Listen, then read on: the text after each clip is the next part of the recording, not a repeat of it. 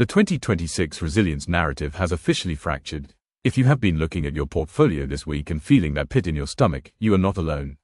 We are not just looking at a healthy pullback or a simple dip anymore. The SP 500 is down 6% from its January highs, and the FTSE 100 has officially crossed the threshold into correction territory as of this morning. But what is happening right now, this specific weekend, is something far more dangerous than a technical correction.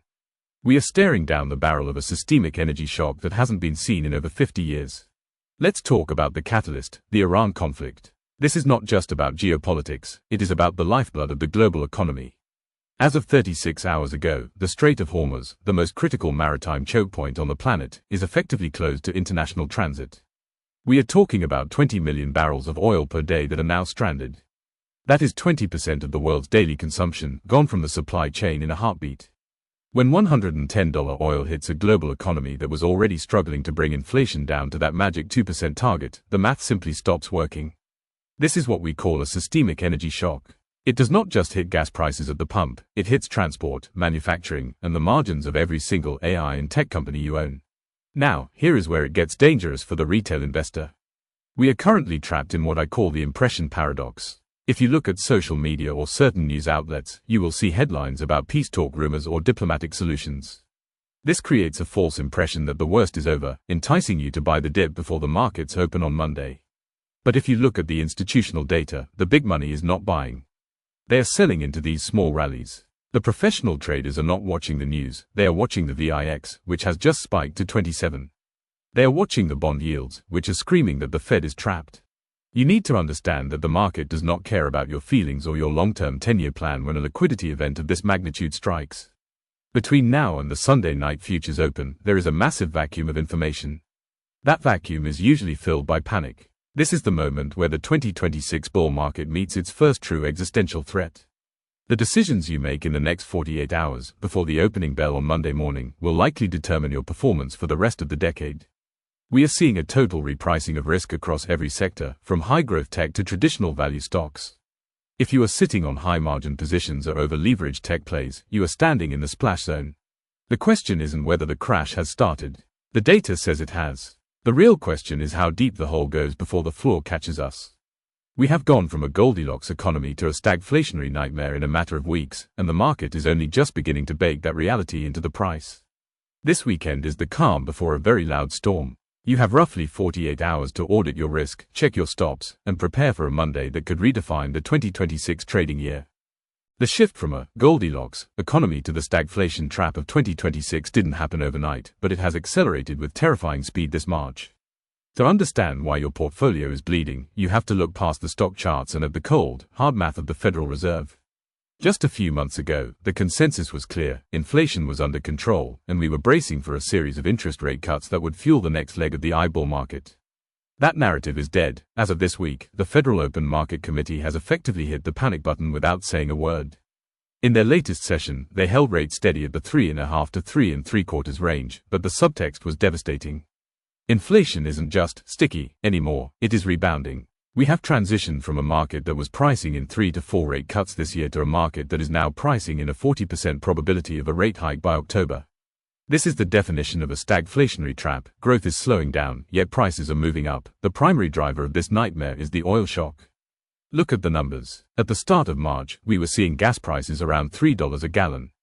Today, the national average has rocketed toward $4, with some states like California and Washington already blowing past the $5 mark. This isn't just a seasonal, spring break, spike. This is the direct result of the blockade in the Strait of Hormuz. When energy costs jump 30% in a single month, it acts as a massive, regressive tax on every single American household. We are talking about nearly $10 billion in extra costs per month being sucked out of the consumer economy. This creates a double bind for the Federal Reserve.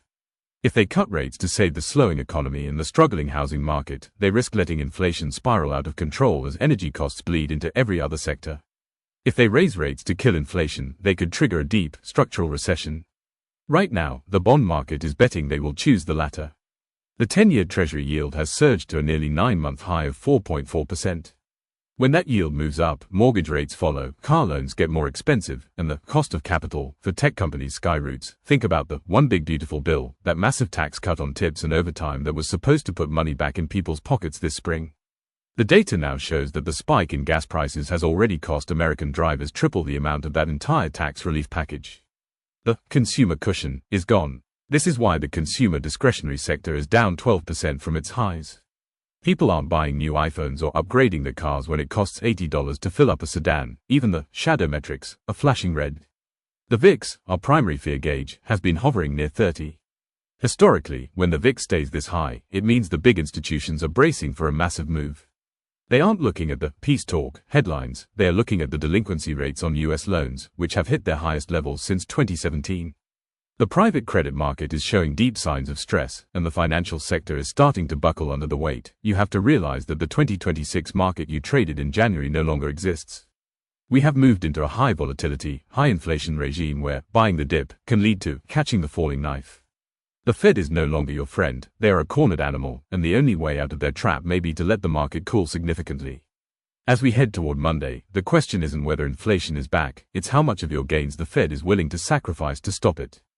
The transition into this Black Monday scenario is creating a violent divergence in the tech sector, and if you are holding a generic AI ETF, you are in the danger zone. We are entering the winner-takes-all phase of the 2026 AI cycle. In previous years, any company with AI in its mission statement saw its stock price climb.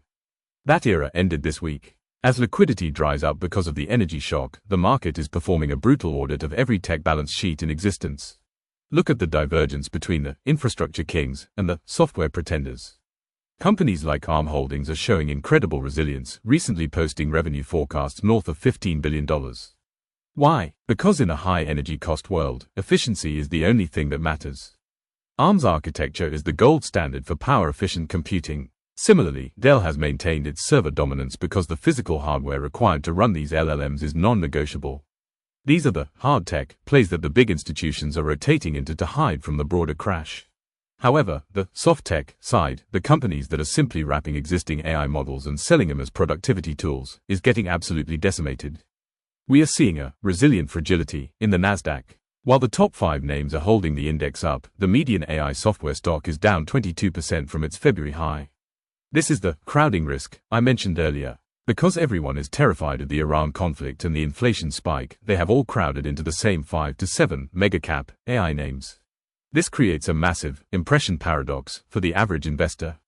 You see the Nasdaq only down a few percentage points and think everything is fine, but under the hood, the engine is melting. If just one of these mega-cap leaders misses an earnings target by even 1%, perhaps because their massive data centers are suddenly costing 40% more to power, the entire floor falls out. When everyone is crowded into the same exit, nobody gets out clean. We are also seeing the emergence of the AI underdog narrative. While everyone was obsessed with Nvidia's GPU-led, the market is starting to realize that the 2026 winner might be the companies solving the energy problem. Look at the small-cap nuclear and cooling companies that support these data centers. They are decoupled from the SP 500 right now. They are rising while tech is falling because they are the picks and shovels of a world where electricity is becoming the most expensive commodity on the planet. As we head toward Monday morning, you need to audit your tech holdings. If you are holding unprofitable AI growth stocks that rely on cheap debt to survive, you are holding a ticking time bomb. In a high interest rate, high energy cost environment, potential is worth zero. Only proven cash flow survives a systemic crash. The rotation is real, the divergence is widening, and the AI supercycle is about to have its first real day of reckoning. In this 4th chapter, we have to address the safe haven illusion. When the markets turn bright red, the natural instinct for most investors is to run toward anything that looks like a shelter. But in the specific economic climate of 2026, many of the traditional shelters have become value traps. You have to be able to distinguish between an asset that holds its value and an asset that simply looks cheap because it is dying. Let's start with the genuine movement we are seeing in hard assets. Gold and silver have seen a 4% surge this morning alone. This isn't just a speculative spike, it is a mathematical response to the oil shock. In a world where central banks cannot stop printing currency to cover rising energy subsidies and military costs, hard money becomes the only thing they can't devalue. If you look at the charts for the last decade, gold has performed its best when real interest rates are volatile and energy is scarce. We are entering that exact window. However, you must be extremely cautious with the value side of the stock market, specifically the banking and insurance sectors. Take a look at firms like Legal & General or Barclays. On paper, they look like incredible bargains. They are trading at price-to-earnings ratios of 7 or 8, which historically suggests they are oversold. But this is the dividend trap. These companies are highly sensitive to the higher-for-longer interest rate regime. As the Iran conflict keeps inflation high, the Fed cannot cut rates, which means the cost of defaults on car loans and mortgages starts to eat these banks alive. A low PE ratio doesn't matter if the earnings, is about to vanish in a wave of credit defaults. Then there is the crypto factor. In previous cycles, many argued that Bitcoin would act as digital gold during a geopolitical crisis. But the data from this week tells a different story. Bitcoin is currently trading with a high correlation to the Nasdaq and high-growth tech.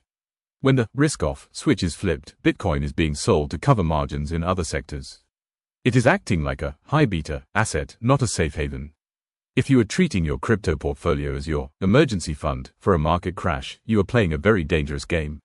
It has the potential for massive recovery, but as a hedge against a Monday morning liquidity crunch, it is proving to be unreliable. The real safe haven right now is paradoxically the one thing most people hate: cash. In a 30% recession risk environment, holding a significant cash position, perhaps 20% or more, is not missing out on a rally. It is reloading for the inevitable fire sale. When the margin calls hit on Monday morning, the person with the cash is the only one who can buy the blood in the streets. You need to look at your value holdings this weekend and ask yourself, am I buying this because it's a great business, or just because the number looks small? In 2026, cheap can always get cheaper. Don't let a dividend yield blind you to a structural collapse in a company's business model. Secure your hard assets, watch your liquidity, and stay away from the traps that are being set for the dip buyers who don't understand the new energy reality. You need to understand that the window for preparation is closing fast. Between now and the Sunday night futures open, you have a 48-hour vacuum of information where the only thing that moves is human psychology. History has shown us that this vacuum is almost always filled by panic, not reason. If you wait until the opening bell on Monday to decide your strategy, you have already lost. You will be fighting for liquidity against high-frequency algorithms and institutional sell programs that move faster than you can click a button. The first step in your weekend game plan is a brutal audit of your margin. If you are using leverage to juice your returns in the AI sector, you are standing on a landmine. In a 2026 volatility spike, a 5% gap down on Monday morning isn't just a paper loss, it is a forced liquidation. Your broker doesn't care about your long-term thesis, they will sell your positions at the absolute bottom to cover their own risk. If you have any high-interest margin debt, cut it now while you still have control over the price. Second, you must shift your mindset from market orders to limit orders. In a crash, the spread between the bid and the ask can widen to a canyon. If you panic sell using a market order on Monday morning, you might get filled 10% lower than the price you see on your screen. Instead, spend this weekend identifying the value floors for your top holdings. At what price does a stock like Nvidia or ARM Holdings become a must-buy based on its actual cash flow, not just its hype? Write those numbers down, set your limit buy orders at those levels and let the market come to you. Third, recognize that cash is a position. There is a toxic narrative in bull markets that sitting in cash is losing to inflation. But in a week where the S&P 500 drops 6%, cash is the highest performing asset in your portfolio. Having 20% of your net worth in a high-yield money market or short-term T-bills isn't being scared, it's being armed. It gives you the psychological freedom to look at a sea of red on Monday and see opportunity instead of catastrophe. Finally, you need to watch the Asian markets Sunday night like a hawk. Tokyo and Hong Kong will be the canaries in the coal mine for how the global banking system is digesting the latest Iran conflict data.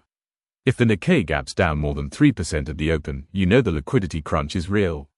Don't spend Sunday night scrolling through social media panic, spend it looking at the yields on the 2-year and 10-year treasuries.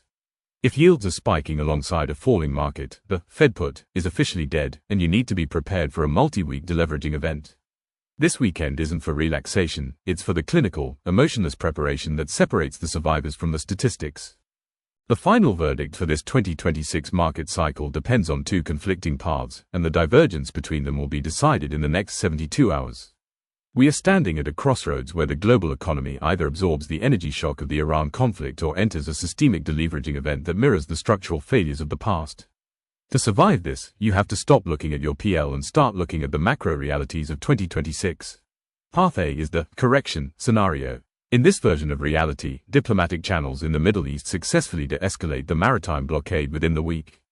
If oil prices retreat from $110 back toward the $85 range, the stagflation trap loses its teeth.